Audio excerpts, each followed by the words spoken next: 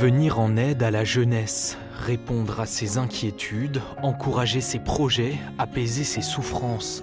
C'est à la maison des adolescents que l'on vient confier ses secrets, comme Roxane, 19 ans, une habituée des lieux, son échappatoire, sa bouée.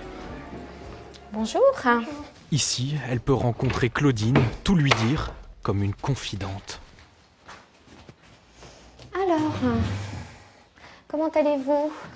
C'est un petit peu fatigant. On a une de nos assistantes managers qui est partie en congé maternité, donc en fait on se retrouve à moindre effectif, donc je dois travailler 2 fois plus. Est-ce qu'on pourrait dire que c'est un mal pour un bien en quelque sorte ? Un peu, oui. Oui. Une conversation sans tabou, sans gêne, simplement un dialogue pour faire part de ses doutes, chercher des réponses.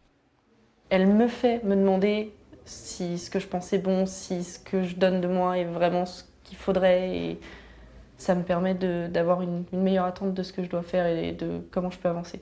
Poser des questions, certes, on a nous notre cheminement, mais il s'agit aussi d'aller à la rencontre du cheminement de l'autre. Donc c'est en écoutant, et puis parfois se taire, ça permet d'écouter l'autre. Bonjour. Bonjour Thomas. Deuxième entretien de la journée, Thomas, 17 ans, reçu par Adrien. Ok, vas-y, je t'en prie. Ici, on parle harcèlement, sexualité, addiction ou simplement tracas du quotidien. Du coup, depuis un peu la dernière fois, comment ça se passe ? Parce que voilà, il y a eu les fêtes de Noël entre-temps. Comment s'est passée la rentrée ? C'est pas toujours évident des fois, donc... J'avais pas envie de reprendre la routine encore parce que j'en avais marre. En fait, j'en avais marre d'avoir tous les jours, toutes les semaines, le même emploi du temps, toujours la même chose.